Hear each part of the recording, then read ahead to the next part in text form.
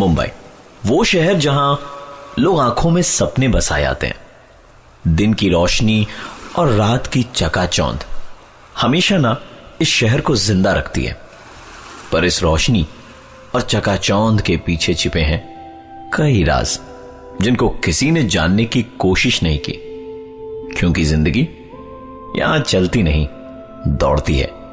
शायद यही कारण था कि उन लोगों ने उनकी जिंदगी में हो रही अजीबो गरीब घटनाओं के पीछे का राज जानने की बहुत दिनों तक कोशिश ही नहीं की। आज की ये कहानी प्रकाश, उसकी गर्लफ्रेंड नंदिनी और भास्कर के साथ हुई घटनाओं पर आधारित है। ये तीनों एक साथ बोरीवली के 2 BHK फ्लैट में रहते थे। जहां शिफ्ट हुए उन्हें सिर्फ 3 महीने ही हुए थे। ये तीनों एक साथ एक ही कॉल सेंटर में काम भी करते थे। जिंदगी का हर लम्हा एक साथ बिताते। इन तीनों की लाइफ परफेक्ट थी, सिवाय एक अजीब चीज के। हर दिन सुबह जब 3 बजे ये अपनी कॉल सेंटर की ड्यूटी के लिए उठते, तो घर के बाथरूम, किचन या डाइनिंग हॉल की लाइट को ऑन पाते। एक दूसरे से सवाल जवाब करने पर एक ही नतीजा निकलता, और वो ये कि उन तीनों में से किसी ने भी रात को बाथरूम, किचन या डाइनिंग हॉल की लाइट नहीं जलाई थी। इस अजीब घटना की शुरुआत आज से 3 महीने पहले हुई थी, जब उन्होंने इस घर को अपना घर बनाया था। इन तीनों ने इस बात को किसी के साथ भी डिस्कस नहीं किया, क्योंकि उन्हें हमेशा यह डर सताता था कि शायद उनके दोस्त उनका मजाक उड़ाना शुरू कर दे। इस कहानी की अभी तक की बातें मुझे बहुत नॉर्मल लगी, क्योंकि मैंने खुद ने अपने घर में टीवी को 3-4 बार खुद ब खुद स्टार्ट होते देखा है। शायद कोई टेक्निकल प्रॉब्लम हो, लेकिन अगर हम प्रकाश, नंदिनी और भास्कर की कहानी की बात करें तो घटनाएं सिर्फ लाइट के ऑन रहने तक सीमित नहीं रही, क्योंकि धीरे धीरे एक के बाद एक अजीबो गरीब घटनाओं ने उनके दिमाग में कई सवाल खड़े कर दिए। शाम करीबन 5 बजे ये तीनों अपने काम से लौटते थे, और शाम ठीक 6 बजे घर का काम करने वाली बाई भी पहुंच जाती। कभी कभार इस बाई के साथ उसका बच्चा भी आता, जो पूरे घर में खेलता रहता और उनके सामानों से छेड़छाड़ करता रहता। मुंबई शहर में बाई मिलना बहुत मुश्किल है, और इसलिए शायद वो बाई के इस बच्चे के सारे नखरों से परेशान होते हुए भी अपनी तरफ से कोई आपत्ति नहीं जताते थे। एक दिन तो हद ही हो गई। प्रकाश और नंदिनी जब घर लौटे तो पाया कि बाई का बेटा उनके घर के ड्राइंग रूम में खेल रहा है। उन्हें लगा शायद बाई उस दिन जल्दी काम पर आ गई, लेकिन आश्चर्य की बात तो यह थी कि बाई उन्हें सारे घर में कहीं भी नजर नहीं आई। उन्हें लगा शायद अपने बच्चे को उनके घर पर खेलने के लिए छोड़कर बाई बगल वाले शर्मा जी के यहां काम करने चली गई होगी।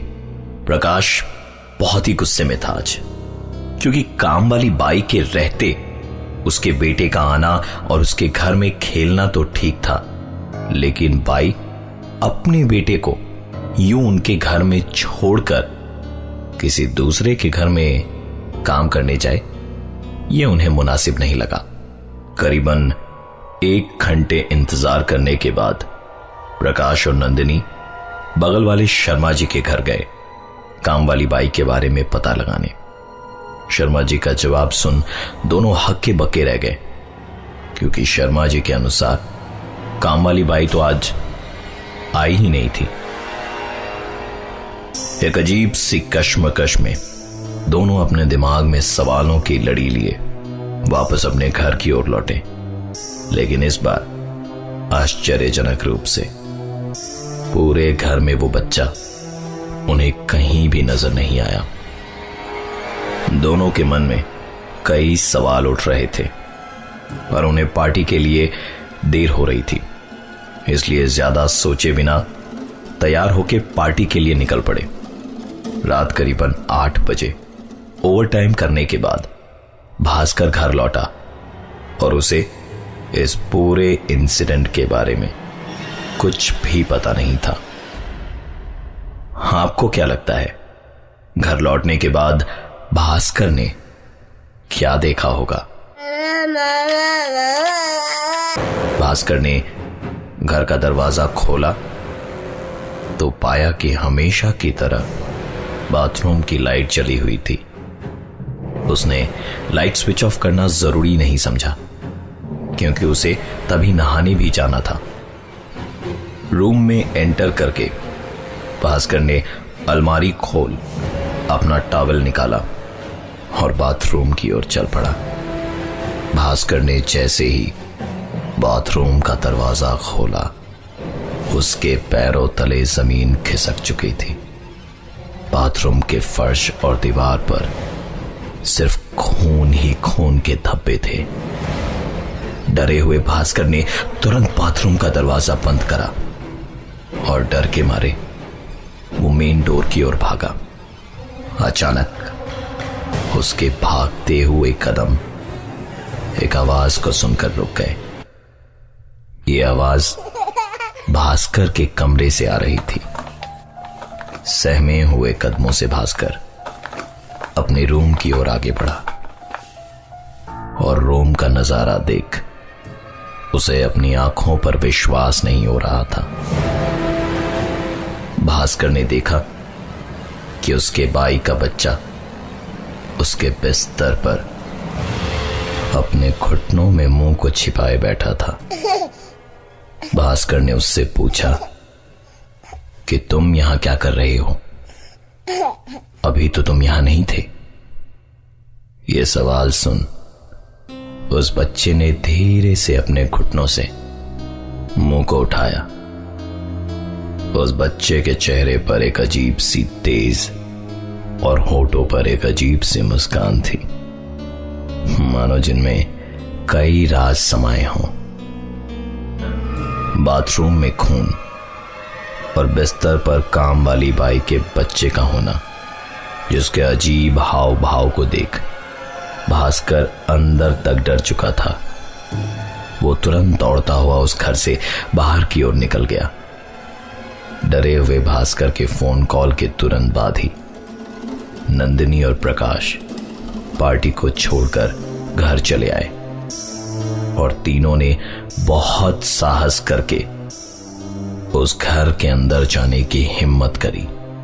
भास्कर, प्रकाश और नंदिनी ने जैसे ही घर का दरवाजा खोला तो हमेशा की तरह लाइट का अपने आप ऑन होना शायद इलेक्ट्रिकल फॉल्ट के कारण हो, लेकिन बाथरूम में चारों तरफ खून के छींटे और बहुत ही अजीब सी परिस्थिति में काम वाली बाई के बच्चे का उनके घर में मौजूद होना और दूसरे ही पल उसका गायब हो जाना प्रकाश, नंदिनी और भास्कर के दिमाग में सवालों का तूफान खड़ा कर रहा था।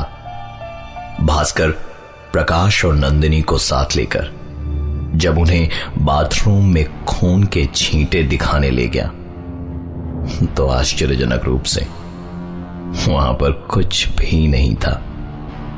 रात करीबन 10:30 बजे थे। तीनों इसी सोच में डूबे थे कि क्या आज की रात इस घर में रहना उनके लिए ठीक होगा। इस बीच प्रकाश ने मकान मालिक को फोन लगाया और उसके दोस्त भास्कर के साथ बीती सारी घटनाएं बताई। मकान के मालिक ने सारी बात सुनने के बाद उन्हें बताया कि आज से 10 साल पहले इस मकान में एक परिवार रहता था। कर्ज के बोझ में दबे होने के कारण इस परिवार के कर्ता ने पहले अपनी बीवी और अपने बेटे की बेदर्दी से हत्या करी और फिर खुद फांसी लगाकर आत्महत्या कर ली। ये सब जानने के बाद वहां रहना तो दूर, उस घर में एक एक पल गुजारना भी प्रकाश, नंदिनी और भास्कर के लिए बहुत भारी पड़ रहा था। बाथरूम में खून देखने की घटना को शायद मन घड़त मानने के बावजूद भी हम उसे आज से 10 साल पहले घटी घटना से जोड़ सकते हैं। लेकिन काम वाली बाई के बेटे का विवादास्पद रूप से उनके घर में मौजूद होना और अचानक से गायब हो जाना, इसका कारण किसी को भी मालूम नहीं था। जैसे तैसे आज की रात प्रकाश, नंदिनी और भास्कर ने उस घर में गुजारी और सुबह होने का इंतजार करने लगे, क्योंकि उन्होंने फैसला ले लिया था कि सुबह होते के साथ ही वो इस घर को छोड़ कहीं और शिफ्ट हो जाएंगे। अगले दिन जब काम वाली बाई उनके घर आई तो प्रकाश, नंदिनी और भास्कर तीनों उस पर टूट पड़े। एक के बाद एक सवालों की बौछार करने लगे, उसके बेटे की अजीबोगरीब हरकतों पर और विवादास्पद स्थिति में उसके बेटे की मौजूदगी पर। 5 मिनटों तक स्तब्ध रहने के बाद कामवाली ने अपनी चुप्पी तोड़ी और बस एक ही चीज कही कि उसके पास उनके सवालों का कोई जवाब नहीं है, क्योंकि उसका तो कोई बेटा ही नहीं है। मैं हूं प्रवीण और ये थी आज की एक कहानी ऐसी भी। 93.5 रेड एफएम पे एक कहानी ऐसी भी, प्रवीण के साथ।